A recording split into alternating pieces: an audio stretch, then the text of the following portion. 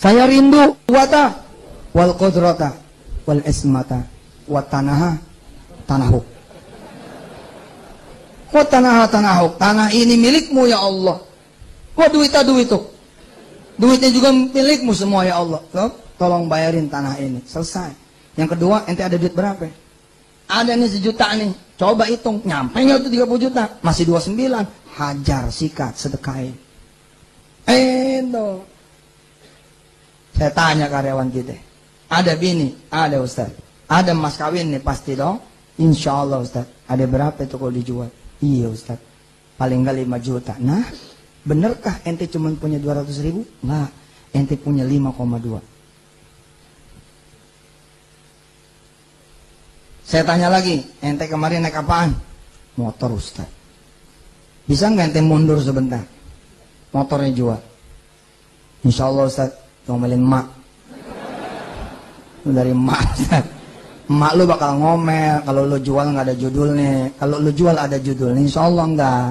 Motor apaan? Scoopy Ustaz.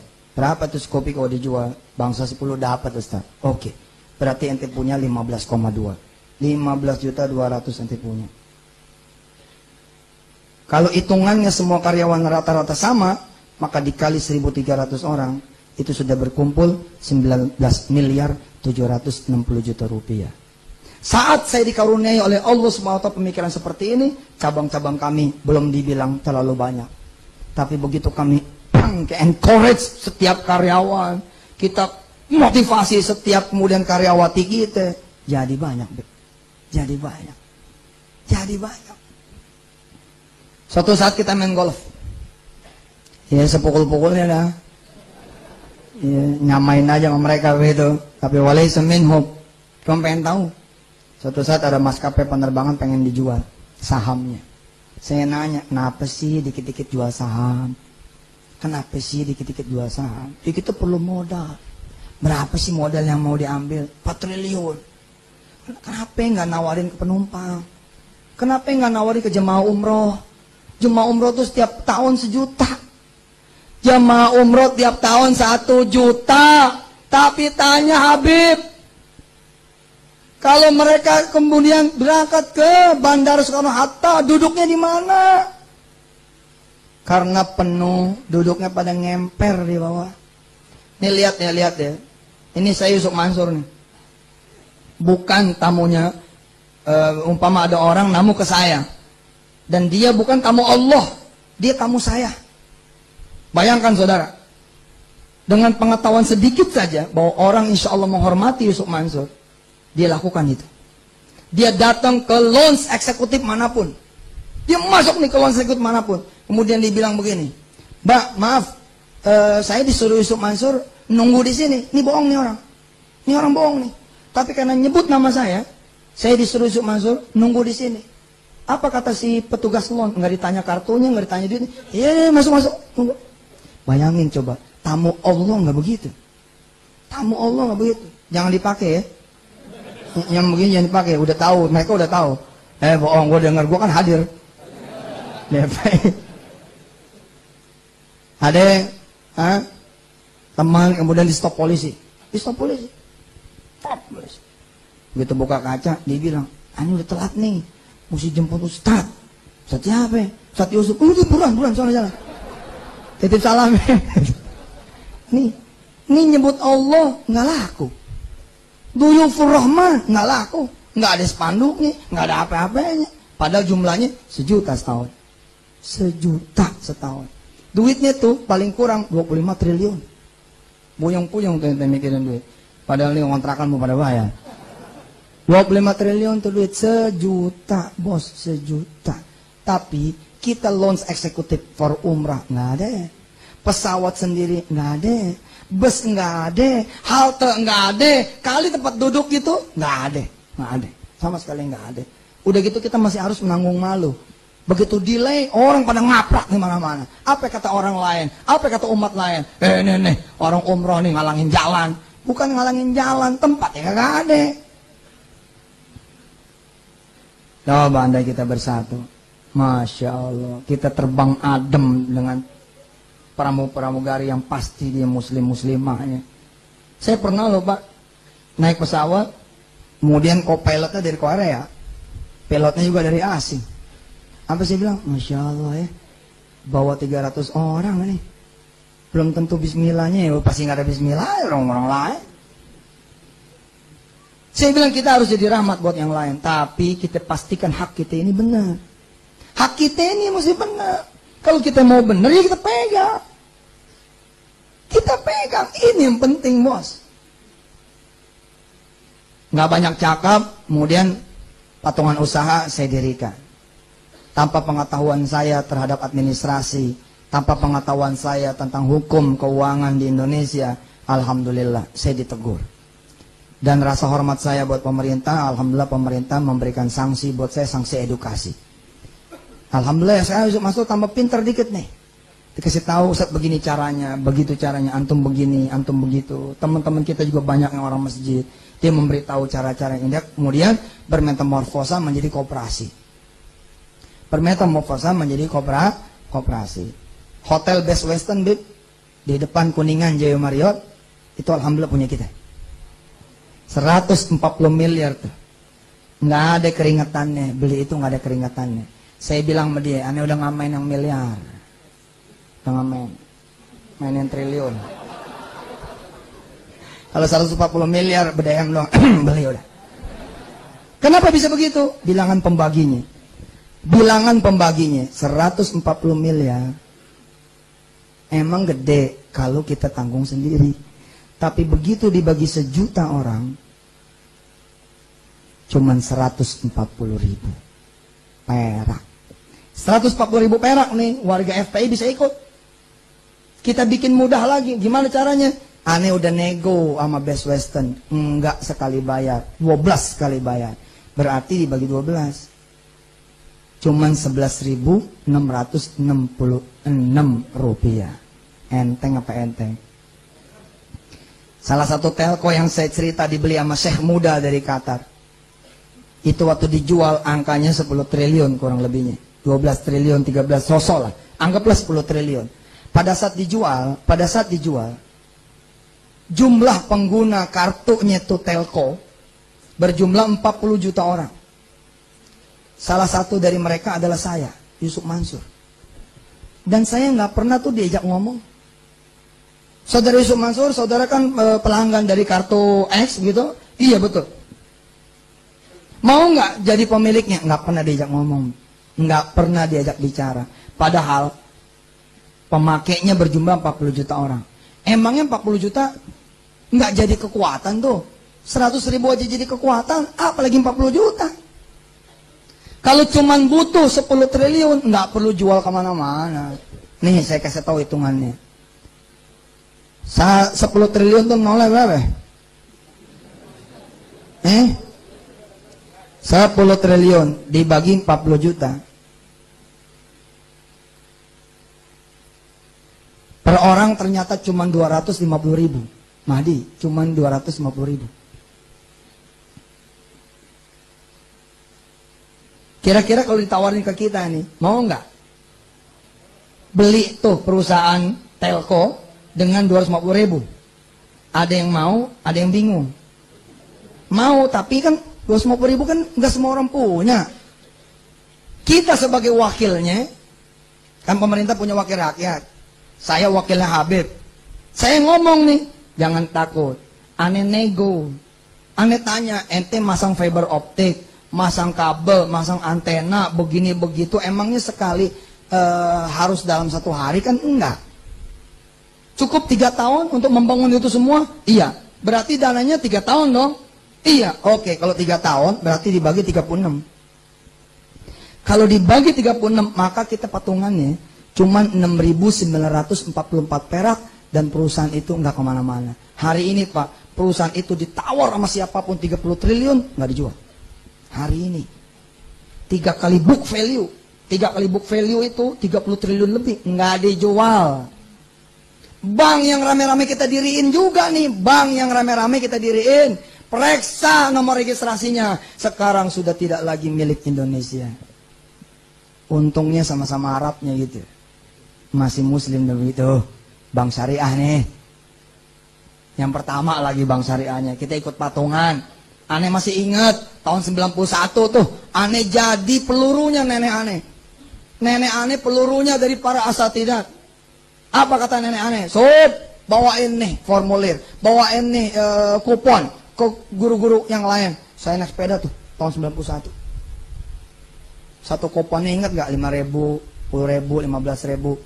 Saya datang tuh, Assalamualaikum, Waalaikumsalam. Ini dari Umi. Langsung tuker duit, udah kayak zaman apa gitu. Aneh bawa duit, Masya Allah banyak amat nih. Terkumpul 800.000 orang, berdiri tuh bank. Tapi sekarang bank punya siapa? Punya orang. Kita nggak tahu. Tapi masih bisa nggak dibeli? Masih bisa. Aneh datang ke sahabat aneh, ke Mas Andi, aneh datang, Mas, beli dulu dah. Wah, orangnya belagu. Kita datang bawa 3 triliun, mintanya 5 triliun. Kita bawa 5 triliun, mintanya 7 triliun. Apa kata dia? Satu aja, Tat. Emang mereka nggak mau jual. Ya saya bilang kalau nggak mau jual, ya udah susah dah. Nah, ini kesalahan kita memang. Pada saat dia butuh modal, ngelihatnya keluar, nggak ke dalam. Emang kebiasaan jelek tuh di Indonesia ini. Kalau butuh modal, keluar melulu. Kenapa sih nggak Assalamualaikum? Saya nih ya, kalau nanti ditakdirkan jadi presiden di Republik Indonesia, saya ngomong di TV terus. Tiap pagi saya ngomong di TV. Assalamualaikum. Ini ada buat patungan lagi nih. Ngobrol aja, ngobrol sama rakyat. Kalau ngobrol sama rakyat nggak bakal kejual. Karena rakyat nggak diajak ngomong, banyak yang kejual. Kita kalau diajak ngomong, emangnya kita nggak bisa ngasih? Jawabannya emang nggak punya duit. Mintanya dong jangan banyak-banyak. Kalau mintanya banyak-banyak, maka kita nggak bakal bisa.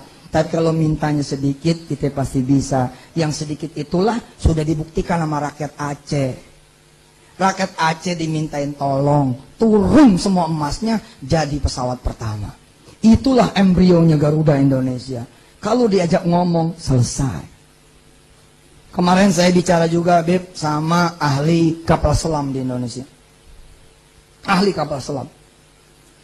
Pemerintah membangun nih Selat Sunda sekeren-kerennya. Kira-kira 250 triliun, cakep deh tuh. 250 triliun. Tapi beliau bilang, sebenarnya hanya dengan 50 triliun Ustazuna, seluruh Sabang sampai Merauke tercover semuanya. Selat Sunda cuma membuka jalan saja, tapi sampai di Pulau Jawanya masih susah. Infrastrukturnya masih ribet. Tapi kalau kita bangun infrastruktur lautnya kita kemudian jadikan kawan, jangan jadiin lawan, itu cuma 50 triliun. Saya langsung mikir, 50 triliun. Iya, buka kalkulator. 50 triliun itu kalau dibagi 20 juta orang, maka angsurannya cuma 45.000 saja. Selesai. 45.000 sebulan, selesai. Kita punya kapal kargo terbaik, ngalah-ngalahin kemudian Singapura. Kita bakal punya kemudian kapal-kapal tongkang terbaik, ngalahin punyanya Cina dan lain-lain sebagainya. Kita juga bahkan punya kapal selam yang terhebat nanti. Sekarang kita punya 2, yang satu lagi di bengkel. Ikan paus sempat terdampar. Ikan paus terdampar di pulau yang seharusnya, di daratan yang seharusnya tidak dia lewati. Ini perhatian loh. Ini terjadi kejahatan internasional gede-gedean di negeri ini, tapi kita tidak kuasa. Ikan paus terdampar di Jogja, pernah dengar? Parangtritis pernah dengar? Di berapa lagi pantai pernah dengar? Termasuk di Sulawesi pernah dengar? Apakah ini ikan paus adalah makhluk bodoh? Tidak. Ikan paus ini makhluk terpintar. Dia bermigrasi ribuan kilometer dengan mengandalkan suara. Sonar.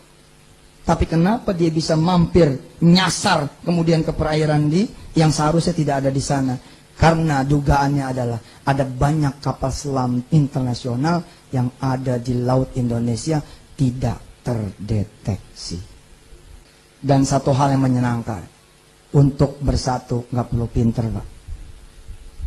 Kemauan aja udah. Insya Allah kita bisa bersatu. Saya kira saya malah akan mendorong, bukan mendorong saudara masuk ke koperasi saya. Susah mati saya membilang kepada Indonesia, koperasi Merah Putih itu bukan punya saya. Susah mati. Walaupun saya bilang kita diaudit, kita bakal diperiksa, di situ ada kemudian fakta bahwa tidak ada aliran rekening yang nyampe ke saya, insya Allah. Tapi saya malah akan mendorong teman-teman di sini bikin koperasi sendiri. Bikin dah tuh operasi FPI. Kalau sudah ada, tinggal kita kuatin. Kalau belum ada, kita tinggal punya. Dengan telunjuk Habib tinggal ngomong begini, pindahin tabungan ente ke koperasi. Segitu doang. Habis itu baru maju ke bank. Baru kita maju ke bank. Habis duitnya ada di kita nih. Assalamualaikum. Waalaikumsalam. Udah kenalan ya kan? Udah. Siapa yang gak kenalan tuh? Aneh mau naruh duit. Ini hasil ngumpul 200.000 anggota aneh se Indonesia. Serem. 200.000 Pak. 200.000. Ada bank asing punya orang luar. Itu cuma 30.000 nasabahnya. Kita 200.000. Cuma 30.000. Kita 200.000. Kebayang gak tuh kalau semuanya dipindahin begitu? Terus jual-jualin dulu motornya, jalan kaki sini ke Petamburan. Sebentar aja, nggak lama. Sebentar, aneh gue dulu begitu. Mundur bentar, jabret, sedekah, maju lagi, udah maju. Jangan dipegangin, motor tua dipegangin. Nih, siapa yang rajin servis berkala? Alah, nggak ngaku. Ente bodoh. Kalau servis berkala itu menunjukkan tidak pernah ada kemajuan. Sampai 36 tuh kolom terpenuhi. Berarti kan nggak ada kemajuan, motor itu melulu. Jangan dipenuhin, sedekain aja udah. Insya Allah berantem lo bini. Gue udah bilang jangan ke FPI. Hari ini Usung Mansur yang ceramah. Bahaya. Kalau pergi jangan bawa kunci motor. Kalau emang mau pakai motor juga parkir tempat yang jauh. Wah kacau emang. Sama gue seuzonnya tinggi bener. Hari ini aman, kita nggak bicara sedekah, aman. Duit ente aman. Tapi aneh mau ngasih tahu, bergerak, move on, bergerak. Tapi kalau bergerak sendiri Ji, duit cepet lu bisnis apaan? Lo ente mau bergerak sendiri nih, 100.000 rupiah, mau bisnis apaan? Insya Allah sih di tangan orang yang kreatif jadi apaan tahu. Tapi kan 1-2 orang yang begitu. Tapi nih, kalau 200.000 anggota FPI, masing-masing 100.000, 20 miliar bos. Jangan masalah aja sekarang. Patungannya sekarang mulai. Hari ini kita langsung rapat, amat pengurus FPI, bulan depan langsung kita umumkan, Indonesia mindahin tabungannya ke koperasi FPI. Jadi begitu kita kemudian berangkat ke hotel yang macam-macam, bukan bawa pentungan, bawa duit. Gue udah bayar nih hotel, lu keluar. Gue udah bayar. Insya ya kita pakailah ilmu mereka juga. Kita pakai ilmu mereka juga. Insya Allah. Kita pakai, insya Allah. Insya Allah. Nggak kebayang Bu, ada berapa emas di tangan ibu semua. Hari ini, pagi ini, lantai 1 sampai lantai 3. Andai kemudian kita mau nyopotin emas-emasnya para istri kita, tambang emas mana yang tidak bisa kita akuisisi? Tambang emas mana yang tidak bisa kita kuasai? Insya Allah selalu ada cara untuk membeli ulang Indonesia. Dengan doa diantaranya, dengan kita memperbaiki ibadah diantaranya, sehingga Allah tidak menguaskan pada orang lain. Dan salah satu ikhtiarnya adalah dengan kita berjamaah. Itulah cara kita membeli kembali ulang Indonesia yang kita cintai. Saya hakul yakin Pak, hakul yakin. Ada satu, ini udah mendekati akhir ya. Tausiah saya sudah mendekati akhir. Ini semacam motivasi saja. Kita tidak bicara teknis. Kita tidak bicara teknis, hanya motivasi saja. Ketika ada satu pabrik dapat dana kredit 1 triliun, sesungguhnya pabrik itu pun menjaminkan 26.000 aset karyawannya sebagai salah satu yang menjadi tolak ukur pertimbangan untuk cairnya 1 triliun itu. Padahal sesungguhnya bila 26.000 karyawan itu pabrik, mereka bersatu ngasih masing-masing 20 juta, maka setengah triliunnya nggak perlu mencari dari luar, tapi dari pabrik. Dan memang Pak, memang karena kita tidak mengetahui, kita tidak belajar, makanya sakit jadi orang bodoh itu sakit. Saya ngerasain jadi orang bodoh, ngerasain itu. Nggak enak jadi orang bodoh, dijajah melulu. Perlu pinter. Salah satu pinternya juga kuasain itu ilmu ekonomi, ilmu dagang. Insya Allah Allah merahmati kita. Kita bersatu, kita lihat lagi lahan orang, hotel orang, pabrik orang, kemudian kita rapatkan barisan. Insya Allah. Coba iseng, tanya sama teman, yang satpam, yang security, yang buruh, tanya sama mereka. Maaf, jawabannya adalah jawaban kita semua. Kamu ada duit berapa di bank? Walah, paling 1 juta. Gitu. Kata teman kita yang pekerja, buruh, jawabannya begitu, paling 1 juta. Dia lupa, ada 7 juta buruh yang kalau bersatu 7 triliun. Waktu anak ngakuisisi hotel di bandara, 2 tower 300 kamar.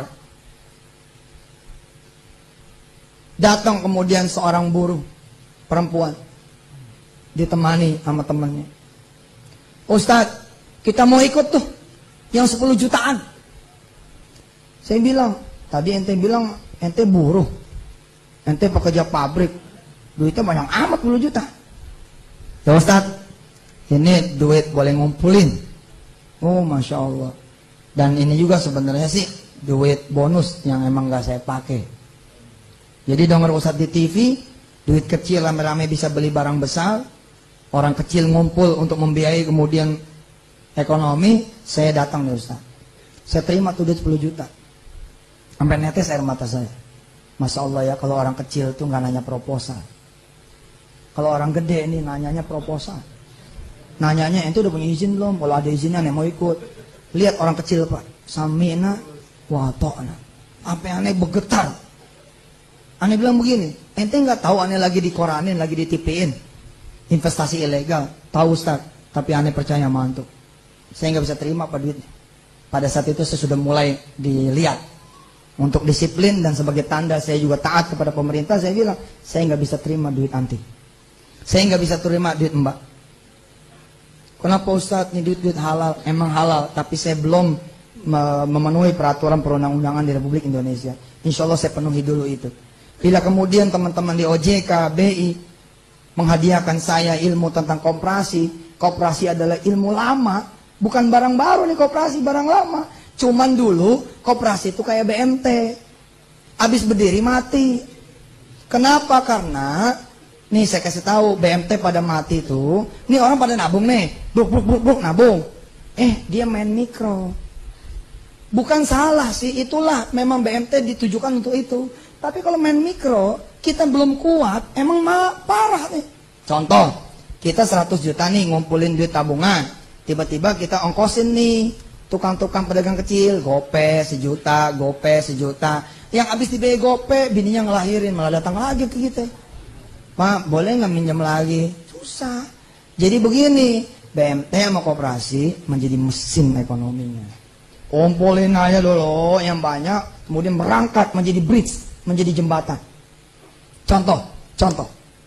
Ini lepas dari masalah hukum Bung Abang ya, bukan urusan saya. Insya Allah ini urusan yang lebih faqih daripada saya. Ini telepon nih. Assalamualaikum Ustaz, dari salah satu bank syariah. Ustaz, Ustaz, udah akhir bulan nih, tanggal 28. Apa hubungannya? Kita lagi kurang saldo nih Ustaz. Kalau bisa tolong kontak teman Ustaz yang punya duit, pindahin deh ke bank kita. Hubungannya masih bisnis ke Ustaz, Ustaz ke jamaah, belum bisnis to bisnis. Masih bisnis to Ustaz, Ustaz ke jamaah. Lalu saya kontak nih jamaah, jamaah, ada nggak lo duit yang lo bisa pindahin ke bank teman gue tuh jamaah? Bisa Ustaz. Pindahin berapa? Berapa kira? Ada sih 2 miliar aja mak. Pindahin. Tanggal 28 dipindahin. Tanggal 1 nih. Tanggal 2 si kepala cabang bank syariah tersebut datang ke saya. Assalamualaikum Ustaz. Waalaikumsalam. Makasih ya. Kemarin ada 5 orang yang Ustaz pindahin. Ini hadiah buat Ustaz. Apaan nih? Buka deh tuh. Ada agenda, ada jam tangan, ada payung. Lama-lama tiap bulan begini payung saya banyak. Agenda saya banyak. Jam tangan saya juga banyak. Kenapa dia bisa memberikan hadiah? Kenapa dia bisa memberikan hadiah? Karena ada value. Ada fee sebenarnya yang tersimpan di situ. Saya mikir tuh. pada saat dulu Bang Muamalat mau dilepas sahamnya. Sempat kemudian salah satu direksi telepon saya. Ustaz, masa sih nggak punya nih 500 orang di negeri ini yang masing-masing punya 1-2 miliar saja? Saya bilang banyak nih, asal jelas aja. Asal jelas insya Allah. Kalau nggak jelas masalah emang. Kenapa emang? Udah suruh pada deposit di Bank Muamalat, tapi nanti kita perlakukan bukan sebagai deposito, tapi lebih daripada itu, sebagai saham. Emang bisa tuh? Bisa Ustaz. Takdir Allah, nggak keburu. Nggak keburu. Karena udah ada yang berangkat ke Timur Tengah, bla bla bla, pulang bawa tambahan dana lagi, nggak kekejar lagi dananya. Tapi bukan sesuatu yang muskil. Insya Allah sesuatu ini yang kata Habib tadi di awal, ini sesuatu yang bukan utopis, tapi sesuatu yang makul, yang insya Allah masuk di akal. Untuk bicara pembuktiannya, kita nggak usah banyak ngomong. Kita nggak usah banyak ngomong. Bulan depan, mudah-mudahan koperasi FPI jadi dah. Habis itu, kita bawa dah tabungan kita. Kita pindahin ke koperasi FPI. Kalau emang nggak percaya ke koperasi Merah Putih. Dan nggak ada urusannya juga saya. Sama aja insya Allah. Nanti kan tinggal merger aja udah. Antara koperasi Merah Putih dengan koperasi FPI. Insya Allah tinggal merger. Kita berangkat lagi koperasi Muhammadiyah. Kita berangkat lagi koperasi NU. Kita berangkat lagi koperasi Al-Wasilah. Kita berangkat lagi ke koperasinya Persis. Kita berangkat lagi koperasi mana-mana kita berangkat. Bikin tuh. Menjadi satu kapal-kapal kecil menuju kapal besar. Allahu Akbar. Saya membayangkan Pak, suatu saat Presiden Amerika Serikat nyuratin Habib Rizik.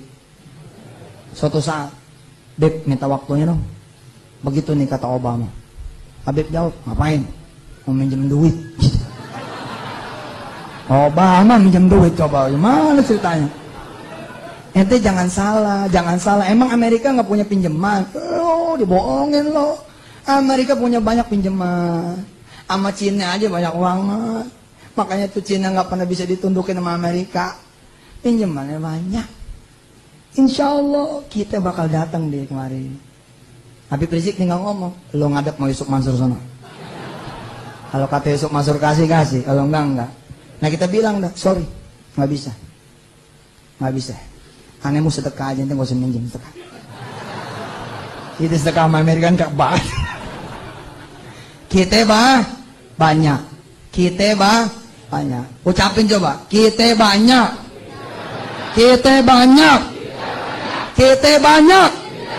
Insya Allah itu banyak Pak. Ini kelebihan kita ini yang harus kita syukurin. Tinggal di switch doang, udah selesai. Kemarin saya berangkat ke Taiwan, Allah 250.000 orang di sana. Kebayang sama aneh, udah pasti dah tuh 250.000 transaksi. Aneh mau dan ngitung terus nih kerjaannya. Iya bukan apa-apa bos, emang kerjaannya kita ngitung. 250.000 transaksi berapa tuh ya? Gila. Berangkat lagi ke Korea besok nih awal bulan. Di Korea 150.000-an lagi orang. Berangkat lagi kemudian ke Hong Kong. Di Hong Kong ada 150.000 orang. 4 negara saja udah 700.000 orang. Pak, kalau transaksi itu berapa? Allah. Dah jangan banyak cakap. Kita jangan banyak cakap. Yang satu ini kita jajah. Kita seru teman-teman bersedekah. Kita seru kemudian teman-teman berinvestasi. Kita seru teman-teman berderma.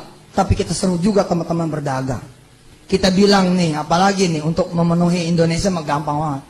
Sebenarnya nih ya, menyelesaikan problem Indonesia ini setahun tuh kelamaan. Setahun kelamaan bos, kelamaan. Kita pengen ngomong nih sama presiden siapa begitu yang nanti kepilih gitu, kelamaan setahun mah. Cukup sebulan aja selesai Indonesia.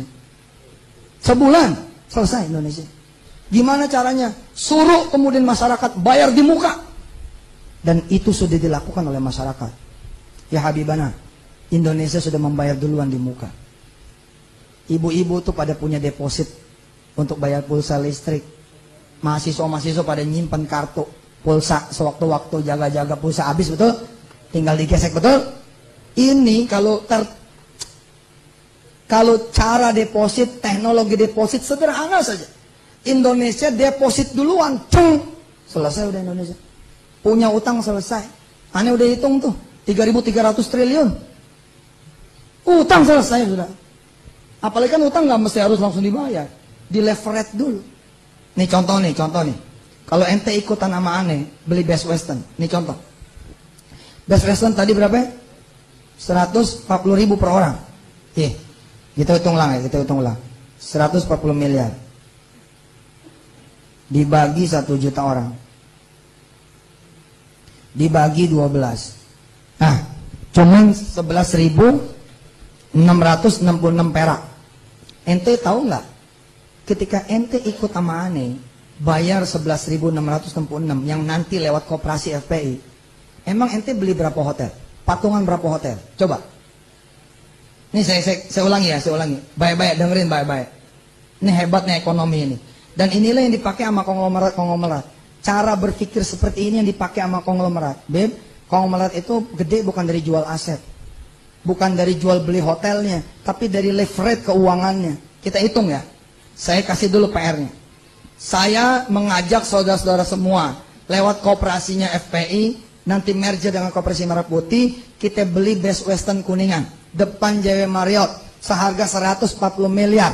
Patungannya sebulan 11.666 perak. Jadi Anda setiap ngaji kemari nabung dah tuh 11.666 perak. Nih pertanyaannya, berapa hotel sih yang sedang kita patungan ini? Berapa hotel? Kita pikirkan cuma 1. Enggak 1. Begitu nih hotel lunas di bulan ke-12, suratnya di kita. Di kita. Begitu di kita refinancingin. Bank Syariah memang tidak punya istilah refinancing, tapi insya Allah lah kita cari jalannya. Ini hotel 140 miliar, tahun depan nggak 140 dong. Tahun depan paling nggak dengan gain 20%, naik berarti 28 miliar. Ditambah 28 miliar, 140 miliar. Ditambah 28 miliar. 168 miliar dikali 70%. Kita punya duit cash di bulan ke-13 117 miliar 600 juta rupiah. Kalau kita belanja tanah kosong nih, masing-masing 10 miliar untuk dibangun lagi hotel bintang 3, bintang 4, maka dapat 11 hotel baru yang akan berdiri 2 tahun yang akan datang. Berarti sesungguhnya ketika anggota FPI, muslimin muslimat berkumpul kemudian bersatu, patungan beli 1 hotel, dia bisa punya 12, 13, 14, 15 hotel, bahkan puluhan hotel dalam waktu kurang dari 1 dasawarsa. Dan itu yang terjadi sama orang-orang. Makin gede, makin serakawa, jadi kota yang dicaplok sama dia. Kita bisa nggak? Bisa. Asal mulai. Saya ngambil contoh tabung haji Malaysia. Tabung haji Malaysia di mana Habib sangat akrab sekali dengan Malaysia, tahun 74 memulai. Dengan hanya patungan dari calon jemaah haji sebesar 24.000 ringgit Malaysia.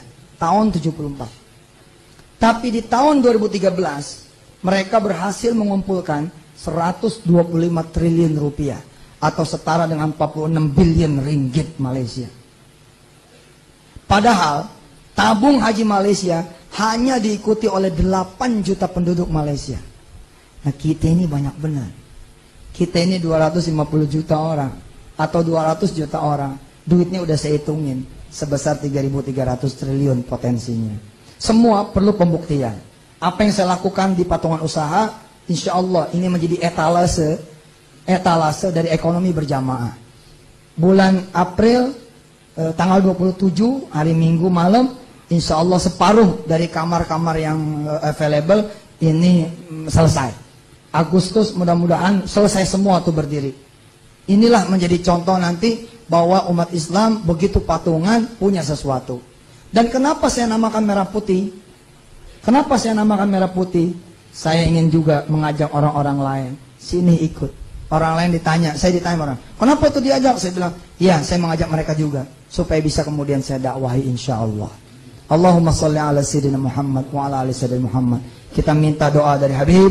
Mudah-mudahan ada langkah konkret yang bisa dilaksanakan oleh saya mewakili Darul Quran, mewakili Merah Putih, mewakili VSI terhadap kemudian jemaah FPI lebih luasnya kepada kaum muslimin muslimat, mukminin mukminat. Saya sempat bilang kepada Habib, gunakan saya sebagai peluru antum di urusan ekonomi, insya Allah. Sambil-sambil saya kemudian bicara juga kan ke orang-orang. Ya macam-macam ente. Di belakangnya udah ada Habib Rizik. Ente noelannya nih ngadu sama Habib ini. Insya Allah. Dan ekonomi ini Masya Allah Pak. Ekonomi ini Masya Allah. Saudara ke Changi, Singapura. Terus naik taksi. Yang warna kuning-kuning tahu? Tahu nggak tuh taksinya punya siapa? Itu bukan punya pemerintah. Bukan punya juga pengusaha orang. Bukan. Itu punya perkumpulan. Yang kayak di sini mah koperasi. Ngumpul. Jadi punya taksi. Sampai sekarang tuh, cap-cap yang kuning itu.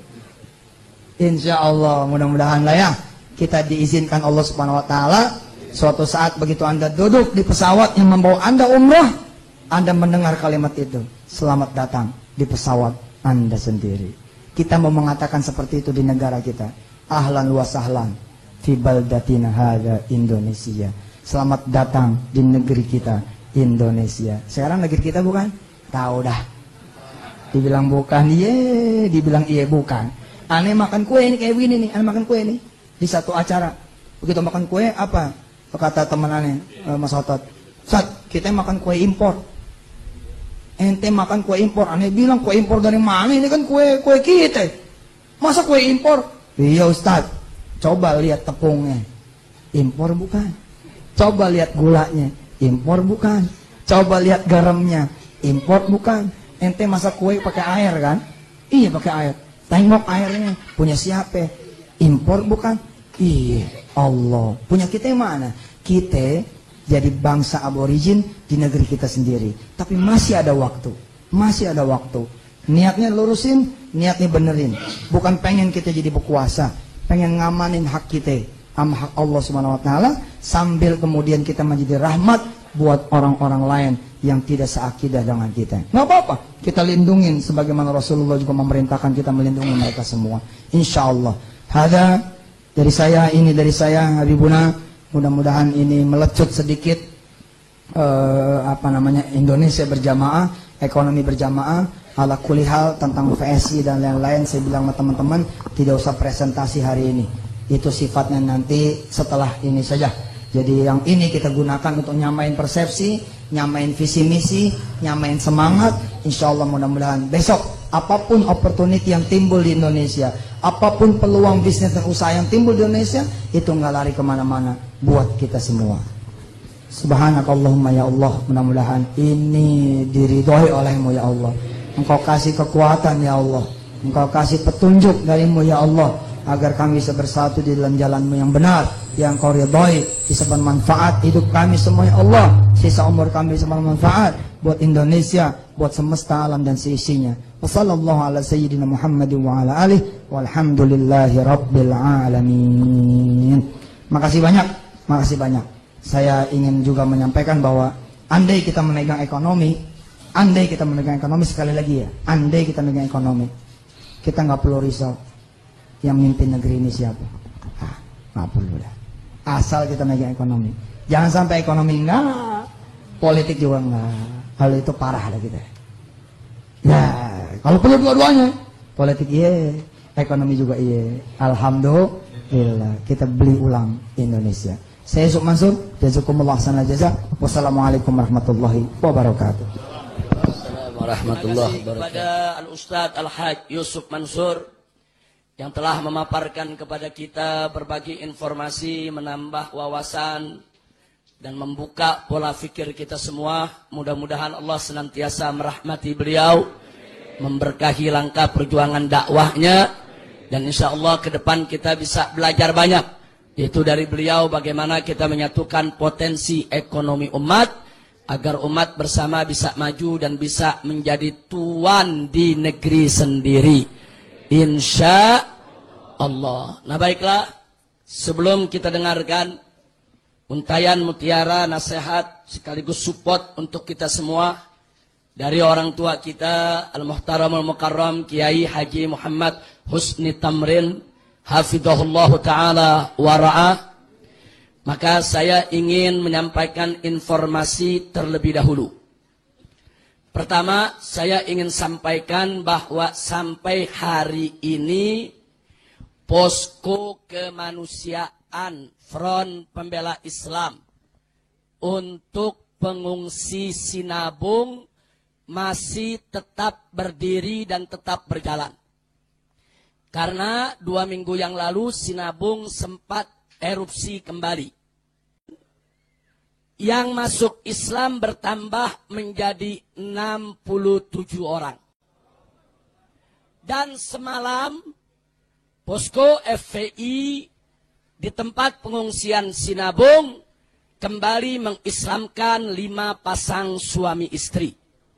Berarti berjumlah 10 orang. Total semua yang sudah masuk Islam, alhamdulillah ada 77 orang. Jadi dalam 77 orang itu ada 22 pasang suami istri. Jadi gerakan ini akan tetap berlanjut.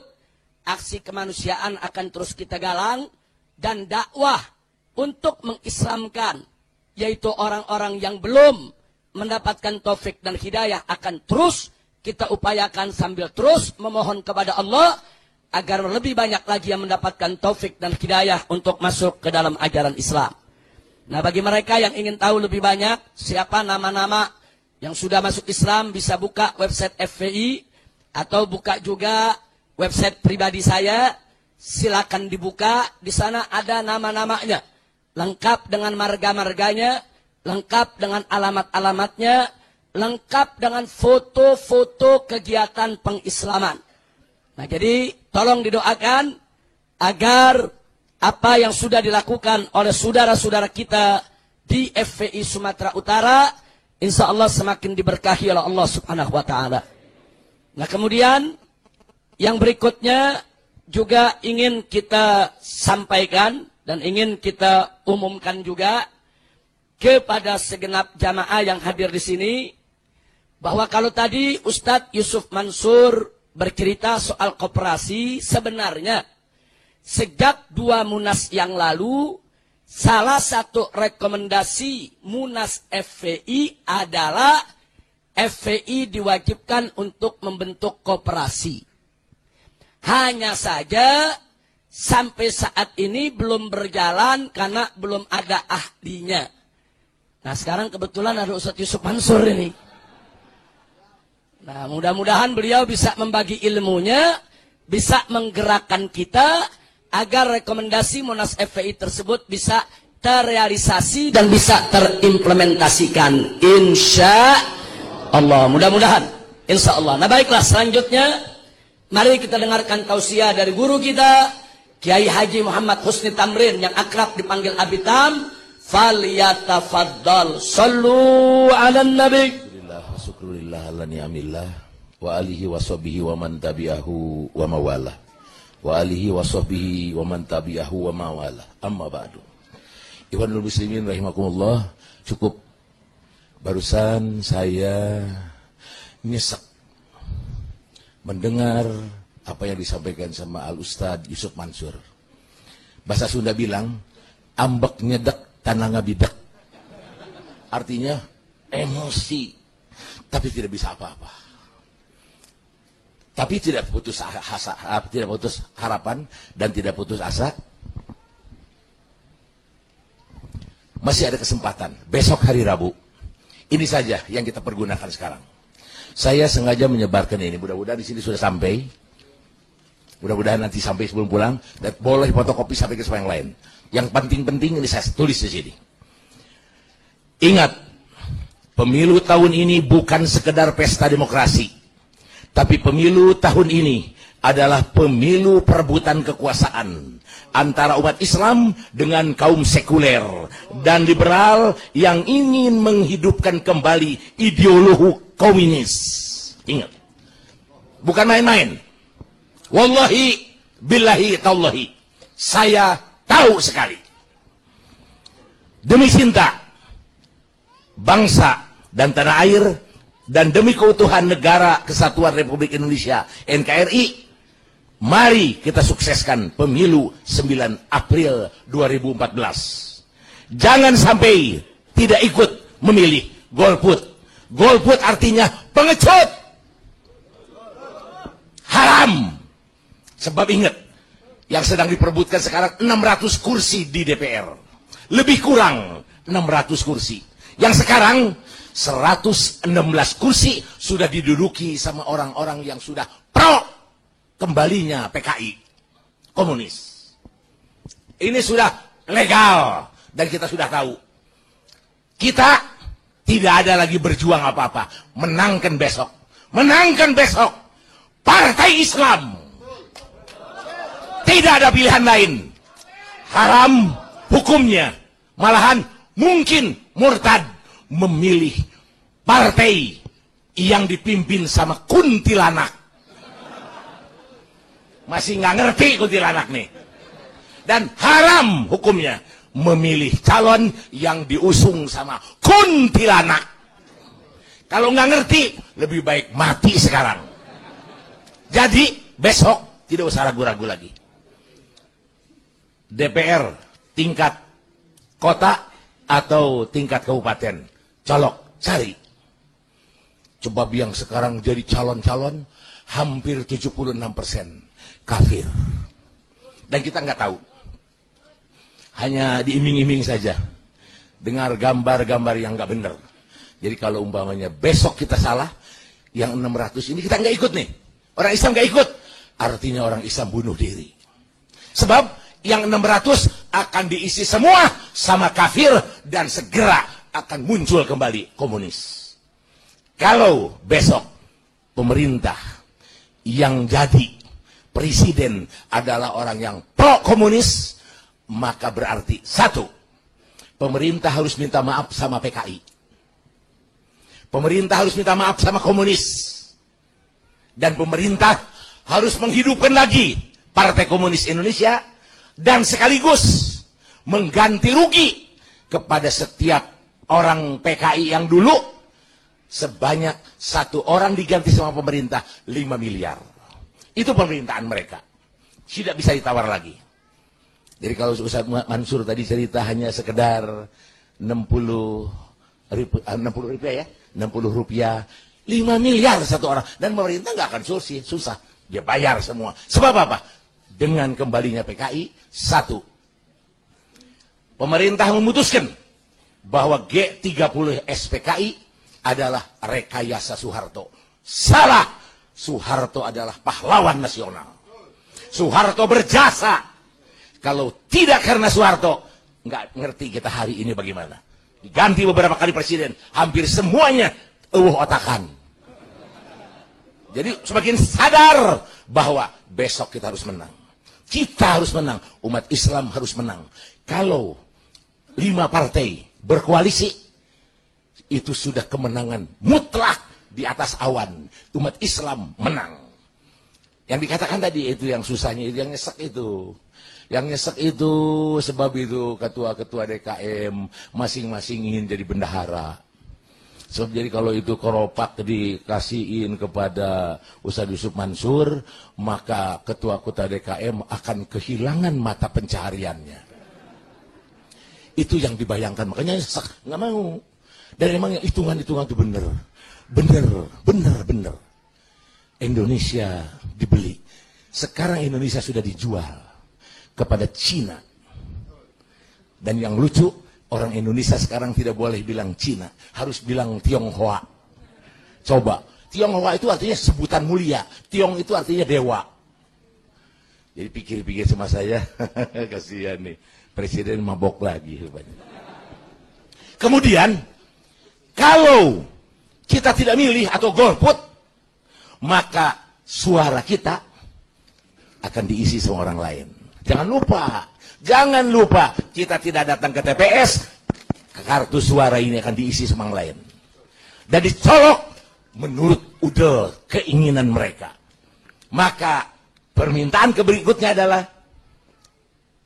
minta kepada pemerintah supaya diputuskan PKI adalah pahlawan nasional. Maka seluruh TNI, ABRI dulu, ustadz-ustadz, kiai-kiai, dan mualim-mualim seluruh Indonesia yang pernah membenci kepada PKI, maka dia harus dibuang ke Nusa Kambangan. Siap, mau tidak mau, saya sudah hafal. Saya sudah hafal gayanya. Gayanya orang-orang yang bau-bau PKI. Bapaknya PKI, anaknya juga PKI. Bapaknya dalang PKI, anaknya sekarang jadi setan PKI. Jangan lupa semua. Nggak malu-malu. Aku bangga menjadi anak PKI. Ciptaning dicalonkan dari Jawa Barat, dari Dapil Sukabumi. Nggak bisa kita biarkan. Si Oneng, Dia Pitaloka, itu juga. Ilham Aidit, anaknya DN Aidit, dan banyak lagi yang lain.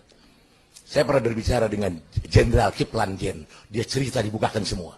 Dan keluarganya, Dahlan Iskan, sekeluarga semua dibantai sama komunis. Siapa yang mengatakan bahwa ini adalah rekayasa Soeharto?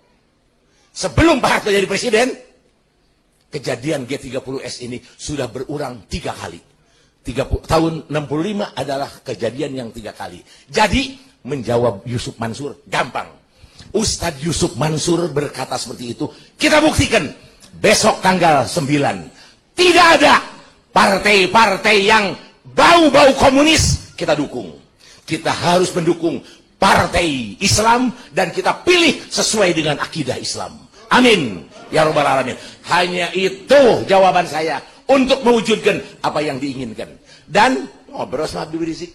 Orang ribut ingin menjadikan Habib Rizik jadi presiden. Kata Habib Rizik, tidak ada kedudukan yang lebih mulia daripada saya ngajar ngaji.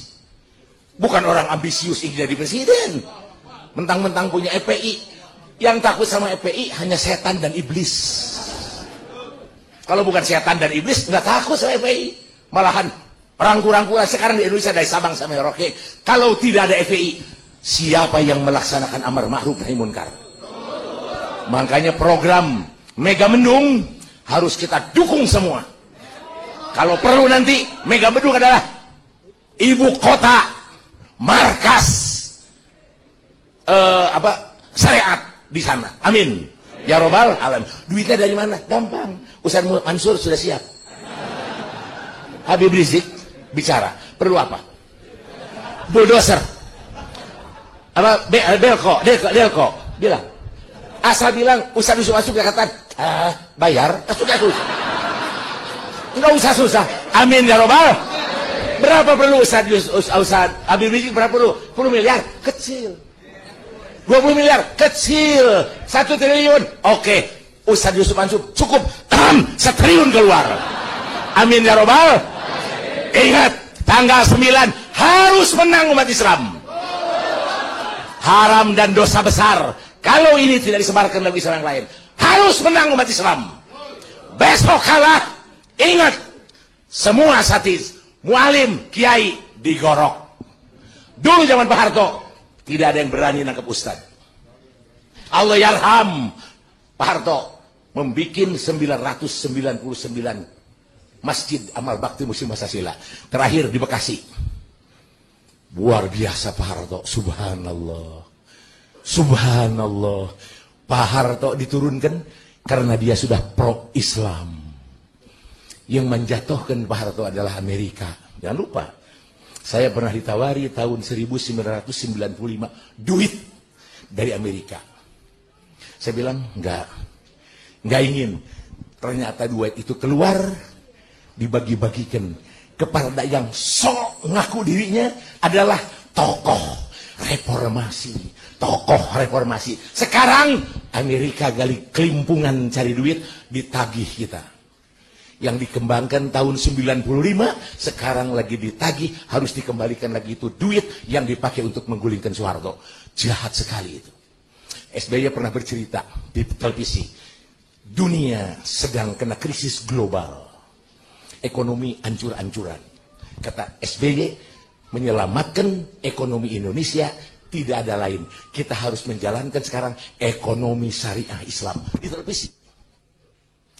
Yang nggak dengar, rupanya lagi tidur. Yang dengar harus sadar. Jadi, tapi saya masih mikir, ini asli atau politik? Itu yang saya pikir. Ini asli atau politik? Tapi apapun juga yang terjadi, 9 April tidak boleh ada partai kecuali partai Islam yang muncul. Ingat, salah sekarang, kita harus nunggu 50 tahun yang akan datang.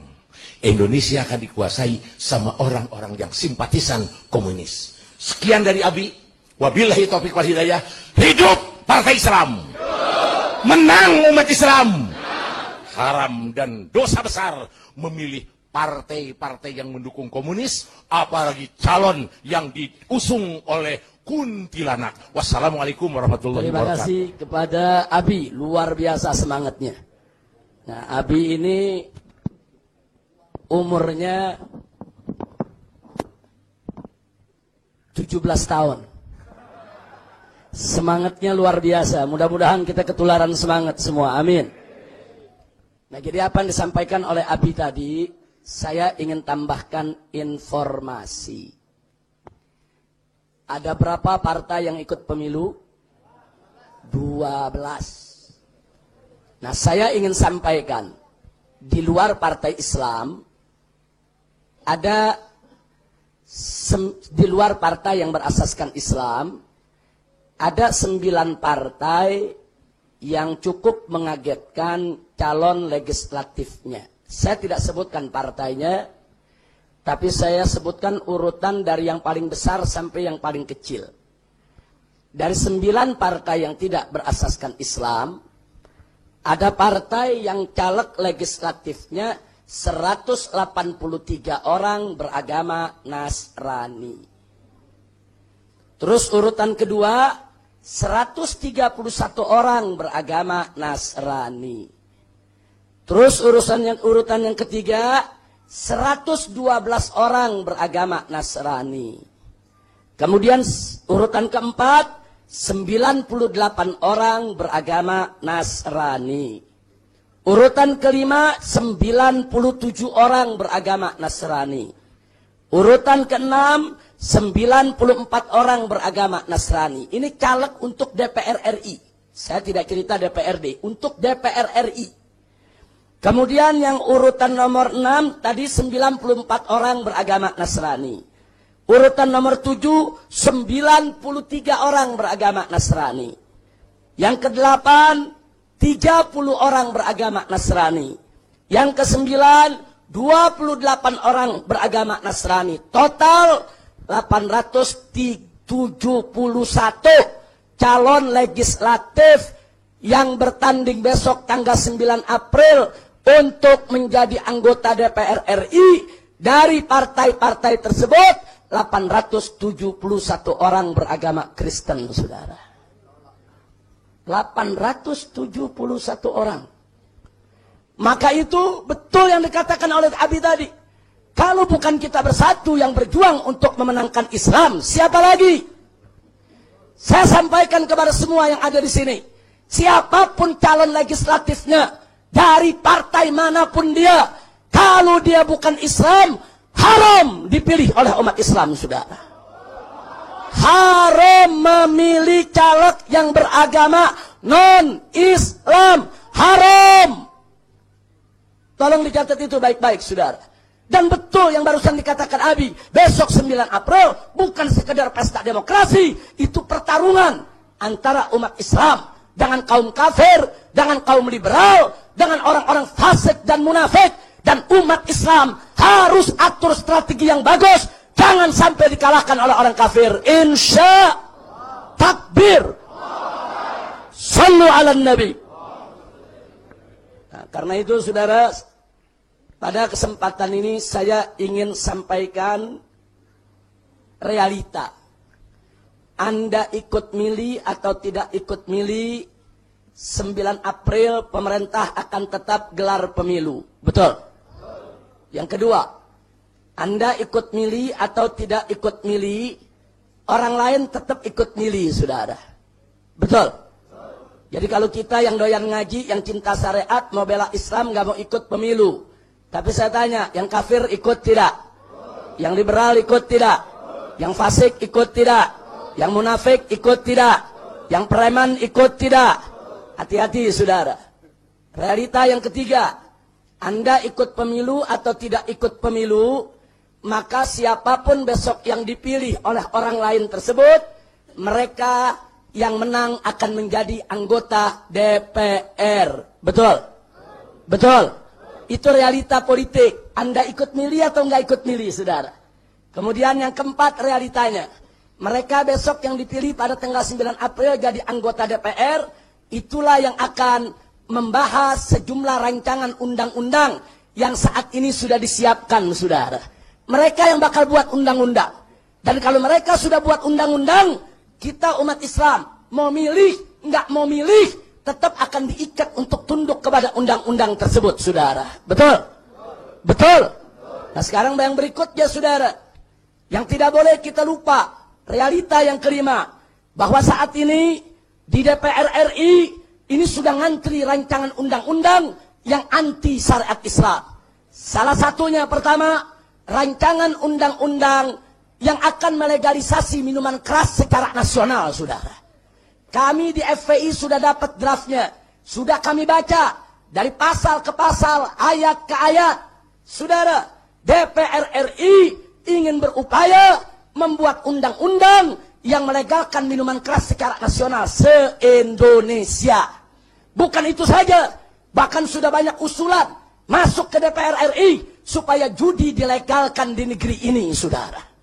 Ini supaya Anda tahu, ini rancangan undang-undang ini lagi ngantri.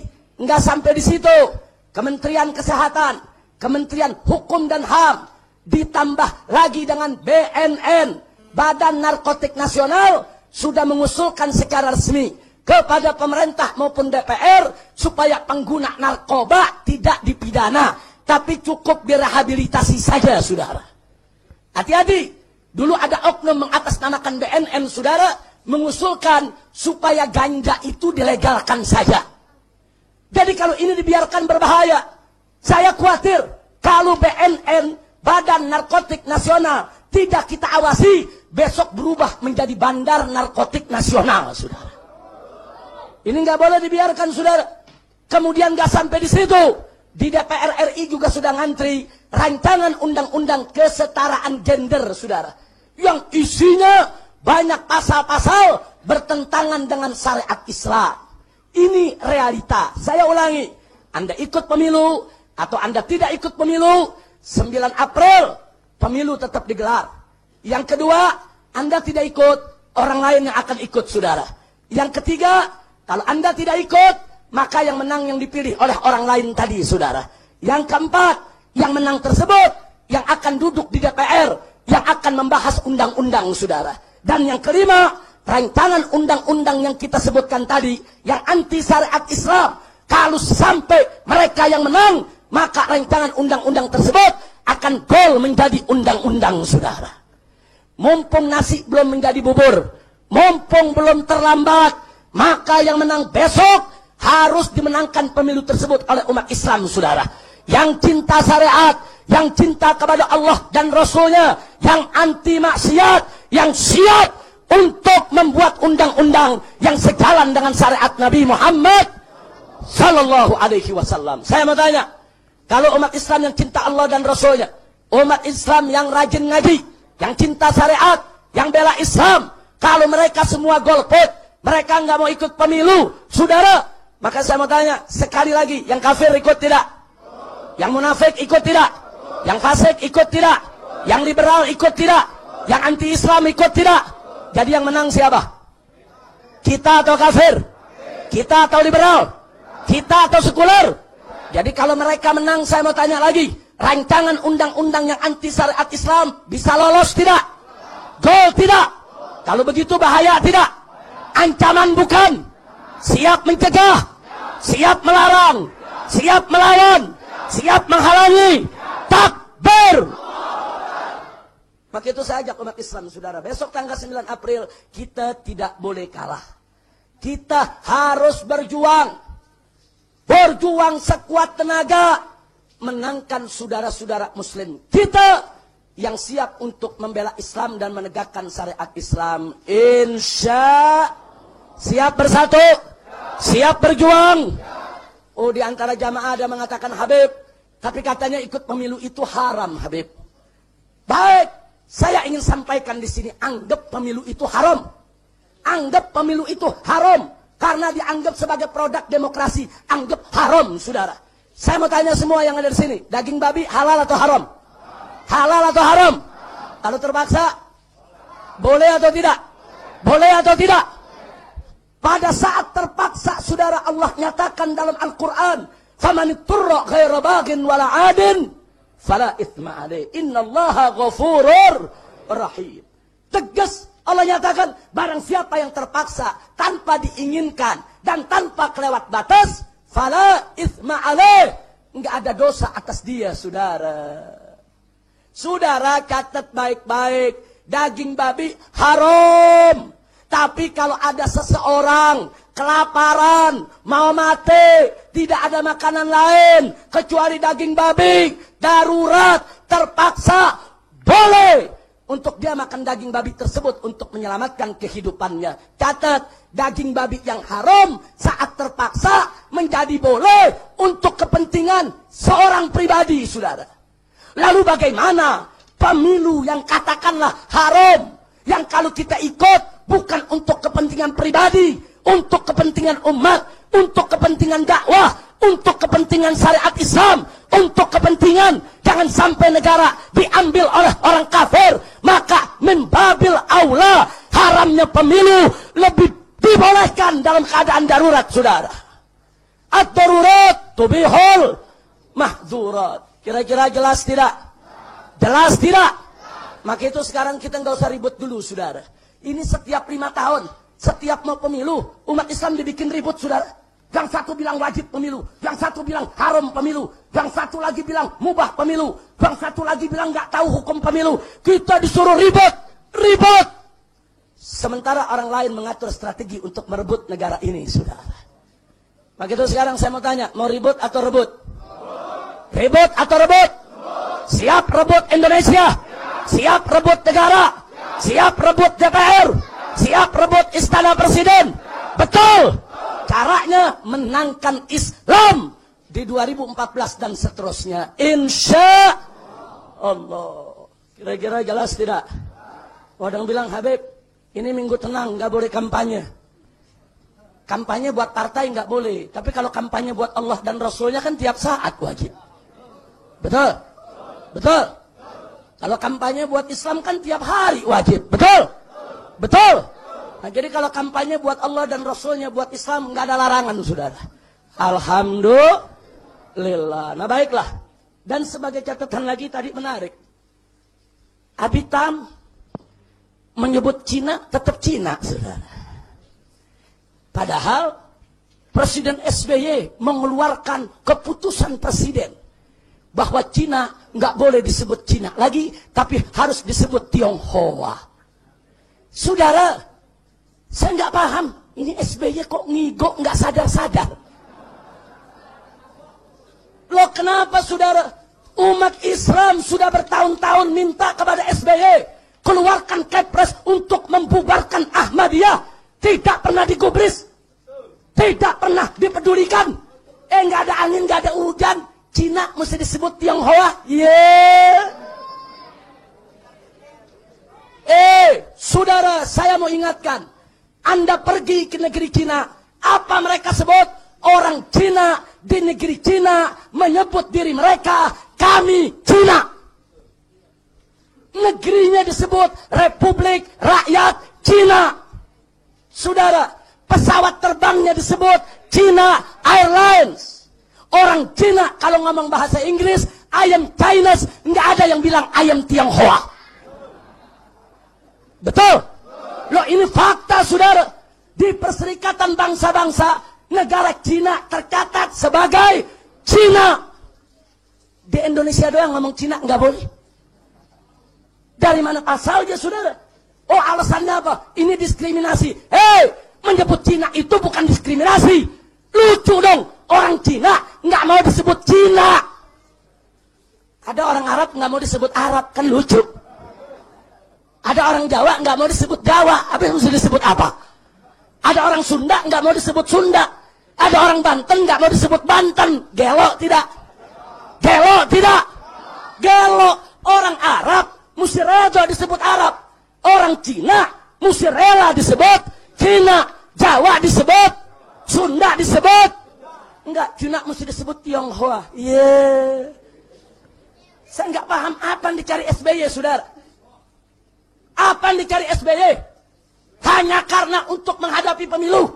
Supaya Cina-Cina pilih dia, pilih partainya. Saudara, dia jual prinsip. Ittaqullah. Kecuali kalau negara Cina-nya yang protes. Umumkan di dunia, kami nggak mau disebut Cina lagi. Daftar di PBB bahwa kami bukan Cina, kami Tiongkok. Nah, kalau sudah disepakati sedemikian rupa, Cina yang minta, PBB terima, silakan Presiden untuk buat kepres, nggak boleh sebut Cina, tapi Tionghoa. Ini negerinya yang punya diri. Negerinya yang punya diri. Orang Cina bangga disebut Cina. Cina Indonesia.